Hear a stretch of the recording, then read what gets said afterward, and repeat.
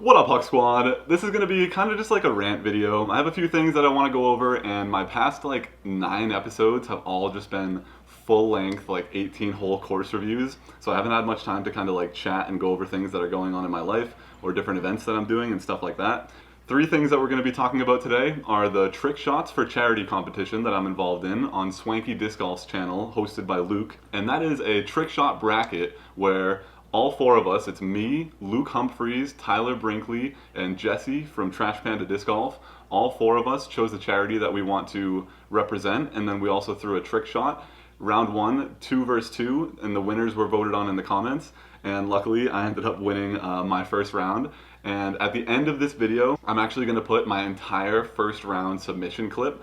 And it's a little bit longer than the clip that you saw over at Swanky because he wanted to shorten it to make his entire video a little bit shorter in general.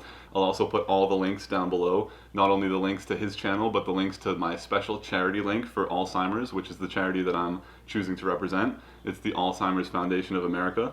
There's a lot of great information in that first video that I'm involved in, so I'll put the links to the charity, I'll put the links to Swanky, and I'll put the links to that first round down below.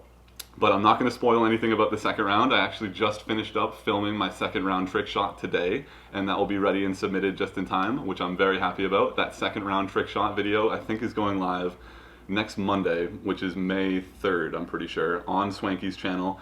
And you need to go watch it and then see how both of our trick shots are and then vote in his comments on who you think should win. And the winner of this second round gets $500 donated to the charity that they're choosing to represent.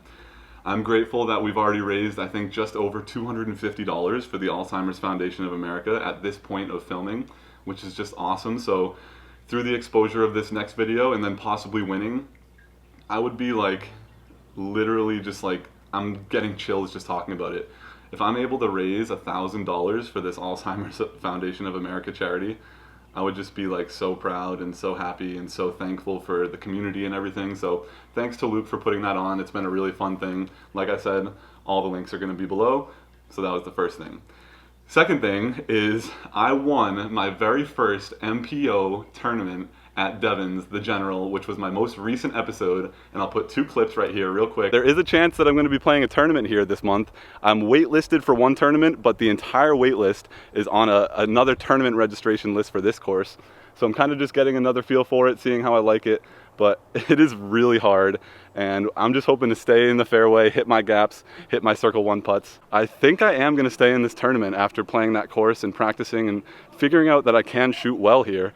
I think I only shot like +1 or +2 out there just now, and definitely left some strokes out there on the putting green. I was throwing the disc really well, but need to clean up some of those putts. And so after playing and shooting decent and kind of figuring out the holes again, I realized that I can probably play pretty well there if I just kind of dial in my tee shots and hit my circle 1 putts, take advantage of the holes that I can attack on, and just be really conservative on the holes that are really hard out there with a ton of trees. And yeah, I shot a 985 rated first round in the rain. I had my umbrella, I had plenty of towels, I was taking my time, I was wiping my disc off after every throw and before every throw, and I was making sure my fingers were dry and everything was good.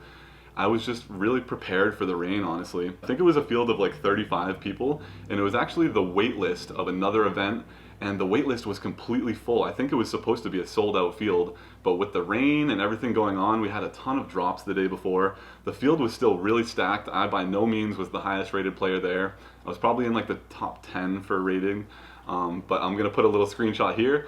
I shot 985 round 1, and I was on chase card. Round 2, the rain subsided a little bit, but it was still raining before we went out, so I still brought my umbrella, I still brought fresh towels, I was ready to go. But on the radar, it showed that the rain was kind of going to subside for that second round. So I set myself up well. There were a lot of people who blew up in that first round with all the rain, but I kept going. I had 4 bogeys and 4 birdies, so I bounced back after everything, finished even, shot 985. I was right in it. I was only 3 strokes back of the lead on chase card. Second round starts, it's a little bit better weather. Like I said, still have my umbrella, still ready for everything, but as the round continues to go on, the rain goes away, so I take off my rain fly off my bag, I lace up my umbrella and put it away so I don't have to really carry it so much. I just stuck it into my bag. And the second round started out awesome. I hit a 45-foot, maybe 40-foot, like direct uphill straddle putt with crappy footing on my very first hole, which was hole 2 because I was on chase card. And the general, hole 1 is like the hardest hole out there. The stats for the first round, only like 34% of people even took a par. Nobody birdied it the whole day, and literally like low 30% were getting a par on that hole. And since I was starting on chase round, at the beginning of the round, I was like, crap, we're ending on hole 1. Like, what if that really matters? And it ended up having to matter for me. So I kind of had like a up and down front 9 of that round where I think it was 2 birdies and 2 bogeys, and I was kind of just like meddling in the middle. And I wasn't looking at live scores. I was literally just trying to do my best to shoot well. And as soon as the back 9 came, I don't know what happened, but something clicked, and I just was hitting my lines. I was telling myself mentally, hit this putt like you want to win it. Like, throw this shot like you want to win it. Like, throw this with confidence. Do not shy away from your backhand. Throw this with confidence. I was just positively telling myself all these things in my head. And down the stretch, I just finished really strong. I was even through the front. I was -4 through the back.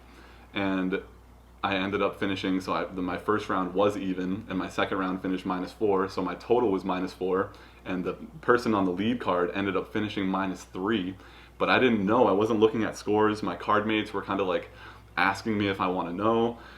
I could tell by the vibe and the pressure that hole 1, my very last hole, was serious and that I needed to play well. I didn't know if a 3 was going to win, if a 3 was going to tie, if a 4 was going to win, if a 4 was going to tie. But before I threw, I looked up at hole 18 and I saw the leader hit a 30-foot putt, and he fist pumped. And I was like, that could be the putt, that could be the winning putt right there that I just saw. I didn't really know where scores were at, but I knew he was shooting well. I knew I was shooting well. I knew it was kind of close. I said, that could be the winning putt. And someone on my card said, it could be, but what are you going to do? And I was like, all right. So I grabbed my DD3, kind of just like the same way you saw in the episode, and I just threw it as hard as I could, as straight as I could. I really just wanted to hit the gap with steam so that it would make my upshot a little bit easier. And I just flipped up and snuck through the skinnier side of the left side of the gap. And as soon as I got through the gap, a weight lifted off my shoulders, but it was still hyzering. It hit a tree and it kicked way to the right, and it left me like 180 feet with like a pretty tough upshot to get up on top of that level to get even a putt for my 3. So now I'm like, all right, well, where did my disc land? And walking up to my disc, it was actually not like completely in the rough. It was in the fairway, but it had a really tight forehand line, like a forehand flex line, or a really easy backhand turnover line with like my sensei. I had been flicking my tactics so well for that back 9. I had just parked hole 18 with it like underneath the pin, and all day my tactic was just coming out great on that forehand upshot. I don't even know if I threw many like backhand Annie upshots that day.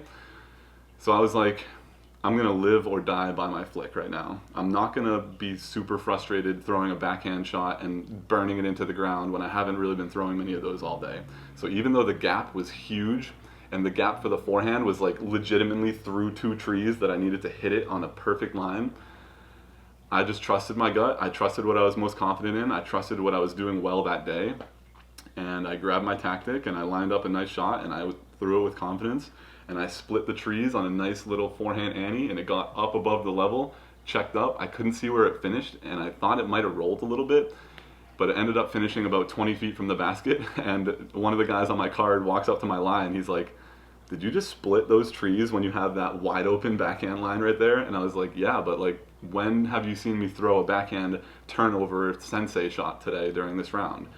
You haven't. How many times have you seen me throw my tactic and have it be a pretty good shot with leaving me with a putt or parked under the basket? A couple times. So trusted my tactic, went up. It was about 20 feet away. I just breathed a little bit. I told myself, it's just putting practice. Just putt the disc. Don't think about it. Just putt the disc as if it's putting practice. It's just a putt. Just put the disc in the basket. Don't overthink it. And I did exactly that. I didn't overthink it. I followed my routine. I took a couple seconds to breathe, and I hit the putt right over the rim, but it was a confident putt. It wasn't like it was really going to miss. It was a little bit low, but it was good the whole way. And as soon as I hit it, the guy who I was tied with at that point going into that hole yelled, that was for the win. And he was honestly just as happy for me as I was for me. And I was just so happy, man. I think I hugged my card mates. I was just like exclaiming, let's go, like as if you've seen me all the time in my videos. And it was just a surreal moment. I never really liked that course in the past, and going in for my practice round a couple weeks ago, I was going in with the mindset that I don't think whatever happens today is gonna change my mind on this course, and I'm most likely gonna drop out of this tournament. And I went and played, and the course wasn't as bad as I remembered, and I had a really fun time, and I still shot like +1 or +2 in that practice round, where I knew that I made a lot of mistakes that I could change and capitalize on in a tournament. So it's exactly what happened. Went out there with a clean mindset, went out there fully prepared for the rain, went out there just ready to compete. And I told myself the night before, I'm not going to this tournament to try to not shoot bad. That is like something that's haunted me for the past couple of years, is I'll go to a tournament and I'll be like, I'm just gonna try to not shoot bad, I'm gonna do my thing, I'm gonna hit my lines, and I'm just gonna kind of manage the course. Where that would constantly leave me shooting like 950, 60, 70, which is good, it's fine for me, but that's right around where my average was in tournaments. So now I went in saying, I'm gonna show up to compete for the win. Like, I gotta trust my skills, trust my putt, trust my backhand. When my backhand is on, usually everything else clicks. When I'm really leaning on my forehand to hit every gap that I'm seeing is where I start getting really conservative. So I was trusting my backhand, I was trusting my putt. I made a lot of good putts in that first round, the 985 round, to keep myself in it for even.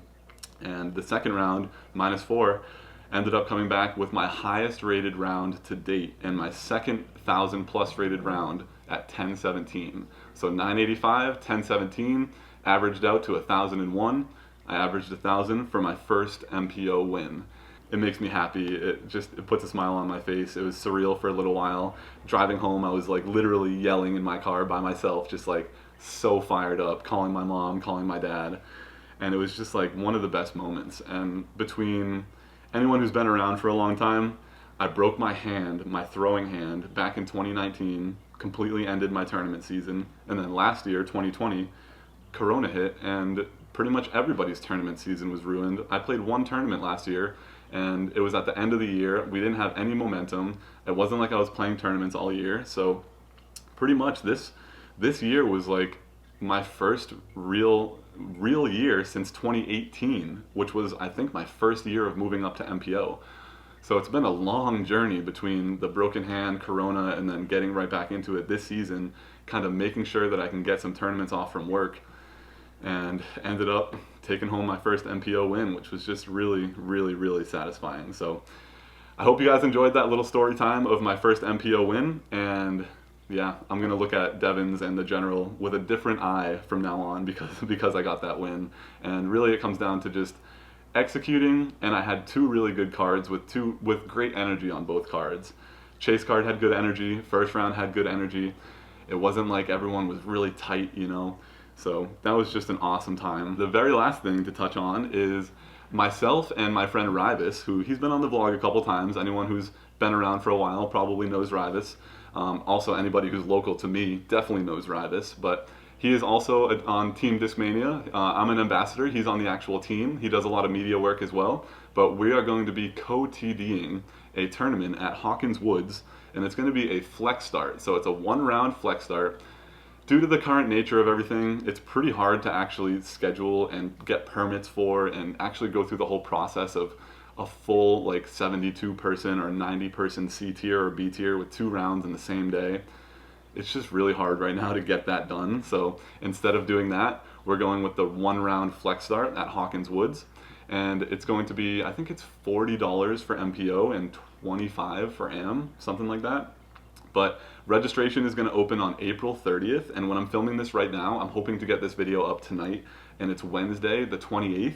So 2 days from now on Disc Golf Scene at 8 p.m. Eastern Time is when you can get on and register for the Huck Squad Open if you're local. And like I said, it's a 1-round flex start at Hawkins Woods in Plainville. It's kind of tricky with tee times, but we should be able to be really flexible with the tee times. As long as you get your registration in, we can probably be flexible with those tee times depending on how things work out. But yeah, I'm excited about that. So Huck Squad Open registration on April 30th at 8 p.m. on Disc Golf Scene at Hawkins Woods, flex start. Trick shots for charity, all those links are going to be below. Thank you so much again to Luke from Swanky for running everything, and I'm super pumped that right before I filmed this, I was out for a couple hours, or like an hour and a half, whatever, trying to film my second shot submission, and I ended up hitting it. So I'm super pumped that now I can just work on that and spend the next few days getting that video ready and submitted by May 1st. And that video is going to be up, I'm pretty sure, May 3rd, Monday, on the Swanky Disc Golf channel, hosted by Luke. And I still, at this point of filming this, don't know who I'm competing against, so I'm really not sure. I hope you guys enjoyed this little rant video. At this point, I'm going to put my first submission for the Swanky Disc Golf Trick Shot Challenge. The entire submission, no cuts. I think it's like 8 minutes or something, so I can understand why Luke trimmed it down, but I just wanted to make it how I wanted to make it, and then I wanted to give it to him, and he could do whatever he wanted with it. So in his video, you'll see a bit of an abridged version of what I show you here, but pretty much he just cut out like a little bit of my talking and a lot of my attempts. He went from first attempt right to the attempt that I made it, but in the submission video that I gave, there's like 30 attempts just to kind of build suspense and show like how hard it is to really turn a tilt over and have it come back and go where you want it to go. So at the end of this, I'm going to put my whole first round submission in full at the very end, and then I'll probably just cut the video because there's nothing really else to talk about. But yeah, hope you guys enjoyed this little rant video. I'm super pumped that I got my first MPO win. I'm proud to be representing the Alzheimer's Foundation of America in this trick shot challenge, and I'm also proud to be hosting a tournament with Rivas at Hawkins Woods. Enjoy this first round submission where you can see everything from start to finish, and I'll see you guys in the next video. Take it easy, keep eating your vegetables. I am super excited to be a part of this Trick Shots for Charity competition to raise awareness for 4 different charities, as well as compete against some of these top content creators with who can throw in the most impressive trick shot. The charity that I'm choosing to represent is the Alzheimer's for America Foundation in honor of my grandfather who passed away 2 years ago to the terrible disease. It is just a horrible disease, not only for the person that gets diagnosed, obviously, but for the entire supporting cast around that person, whether it be their family, their friends. It can just be very hard to deal with, to see someone you know and love deteriorate in such a fast manner and lose certain memories and lose certain motor skills, and their body starts deteriorating, and it's just a really, really sad disease for both parties, the person involved and the supporting group around that person. So I'm going to give you 4 quick tips on what you can do, especially young people, what young people can do to kind of get ahead of it. And for someone like me, it is very, very prevalent in my genetic, family, in my genetic line. And I need to be really honest with myself and really responsible when it comes with how I handle this as I get older, because my grandfather has it, his brothers had it, and it is just a very prevalent disease in my family, especially in the men in my family. That's why I chose it as my charity, so if you do want to end up supporting, all the links will be below. I'm just going to give 4 quick tips on what we can kind of do to either slow it down or maybe even negate it. First of all, what it is it's called amyloid beta proteins, and they're in your brain, and what they do is they cause a buildup of plaque, and not plaque like teeth plaque, but more so just like brain plaque, and it keeps the neurons from firing and transmitting information as effectively as they should be. So to avoid that sort of buildup of plaque in your brain, doctors and scientists have found certain things that you can do to either slow it down or try to completely avoid it. Those 4 things can be breathing better, and nasal breathing has actually been found to really help your health. So the more you can breathe through your nose rather than through your mouth actually really does help with certain things. In my family, we also have a lot of people who have trouble sleeping. I'm not really one of them. I can fall asleep really quickly, but every once in a while I'll wake up a few times through the night. If you're only getting 4, 5, 6 hours of sleep a night for decades straight, it's hard for your brain to clear out all that unnecessary plaque that it needs to get out. So really focusing on having a set sleeping schedule where you get 6, 7, 8, 9 hours of sleep a night, try to get it uninterrupted, is really beneficial towards cleaning out the plaque in your brain. Third thing is what you put into your body. And so this is really kind of outside of Alzheimer's as well. This is really just a health and wellness type of thing, but you don't want to be putting in processed foods, you don't want to be putting in refined sugars. There are multiple things that you just don't want to be putting into your body just in general, not really even talking about Alzheimer's very much. And 5 specific like amino acids that have been found to be helpful towards Alzheimer's are omega-3 fatty acids, vitamin D, vitamin C, vitamin E, and magnesium. These are all things that as I get older, I really need to be more responsible about, making sure that my sleep is better, making sure I'm putting the right things into my body, making sure that I'm breathing through my nose and exhaling through my mouth as much as I can. And the last thing that you want to focus on is learning new things. And I don't just mean like learning something small. I mean like go out to a pool and learn how to do a breaststroke, or learn how to do a Rubik's Cube, or learn how to tie 20 different climbers knots, or learn a whole new language.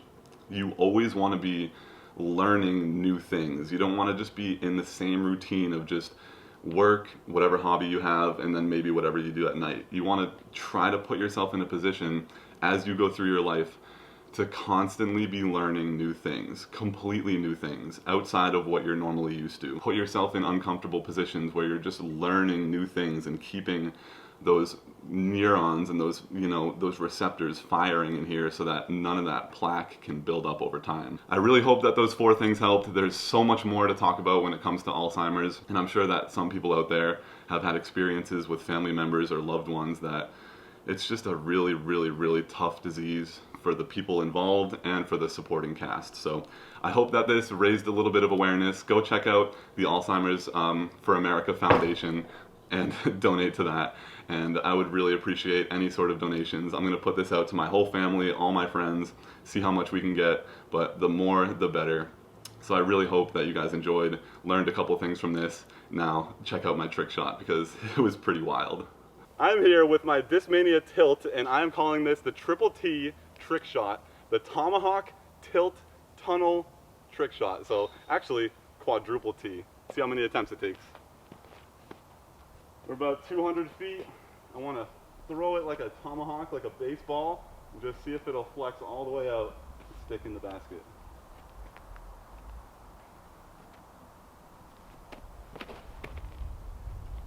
Skipping. No, that was so close. Oh. What stinks about this is I only have 1 tilt, so I'm gonna have to chase it every single time.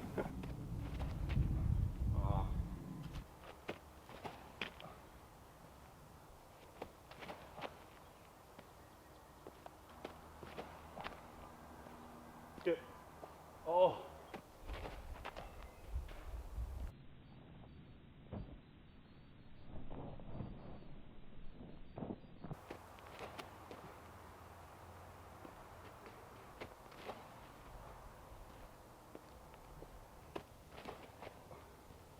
Come on, come on. At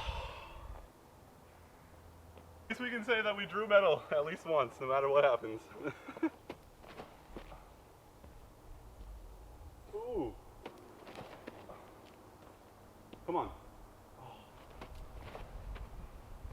Skip in, skip in. Oh, that is so close.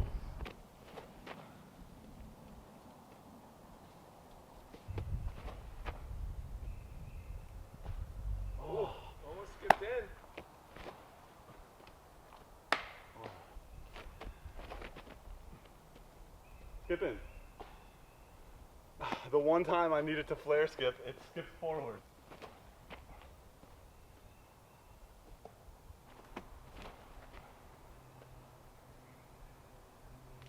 Do one of you want to throw this one back to me? Yeah. Unless it goes in.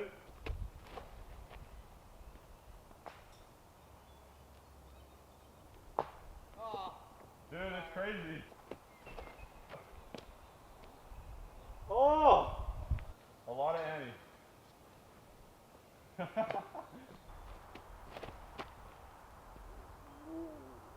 Oh.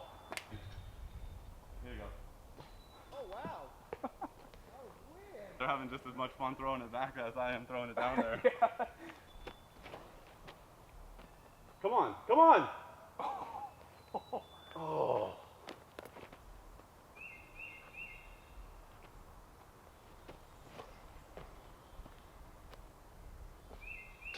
Oh, let's go! Yeah, baby! I got it! Woo-hoo! Yeah!